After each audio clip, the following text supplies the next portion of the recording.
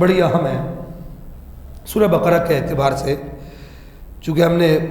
Poster جو چلایا تھا وہ یہی تھا کہ سورہ بقرہ کے فضائل اور سورہ بقرہ کے اہم مضامین۔ اب 10 منٹ رہ گئے، اس میں ہم صرف آپ کو 1-2 فضیلتیں اور سورہ بقرہ کے ترتیب قرآنی اور نزول قرآنی کے اعتبار سے نمبر وغیرہ بتا کے پھر اپنی بات کی طرف آتے ہیں۔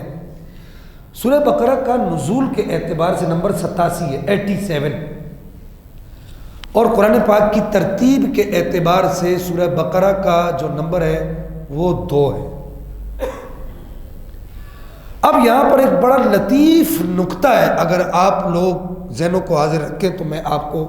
وہ نکتہ دے کے آگے بڑھوں گا۔ قرآن پاک جس ترتیب سے آج میرے اور آپ کے پاس موجود ہے،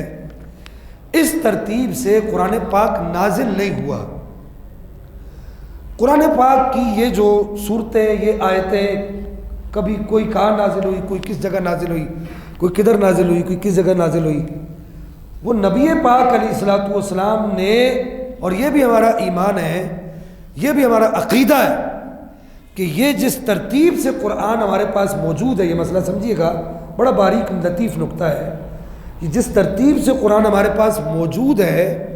اس ترتیب سے قرآن اسی ترتیب سے لوح محفوظ پر لکھا ہوا ہے، اسی ترتیب سے۔ اب حضرت جبریل امین کا کام اتنا ہوتا تھا، وہ آتے تھے، آ کر صرف سورت آیت پڑھتے تھے، سورت یا آیت پڑھتے تھے اور پڑھ کر چلے جاتے تھے، یہ نہیں بتاتے تھے کہ اس آیت کو، اس سورت کو کس آیت اور کس سورت کے بعد رکھنا ہے اور کس آیت اور کس سورت سے پہلے رکھنا ہے۔ یہ نبی پاک علیہ الصلوۃ والسلام نے اپنے غلاموں کو بتایا کہ اس آیت کو اس آیت کے بعد، یا اس آیت کو اس آیت سے پہلے،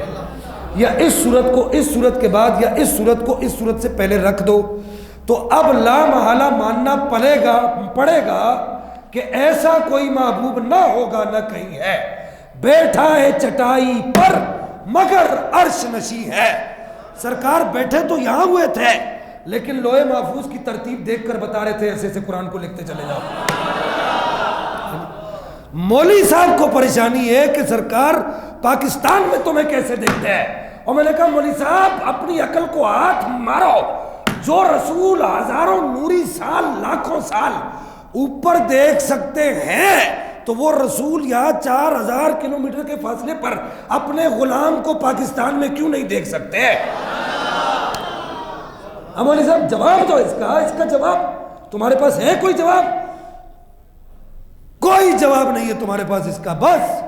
تمہیں دور دور سے پھوکے مارنا آتی ہے، اہل سنت کے جوانوں کے دماغ خراب کرنا آتا ہے، اس کے علاوہ تمہارے پاس اور کوئی بھی ایسا طریقہ نہیں ہے کہ تم اپنے مذہب کی تشہیر کر سکو باہر۔ تو یہ ہے سورہ بقرہ، کچھ فضائل اس کے سن لیجئے، درود پاک پڑھیے، اللہم صل سیدنا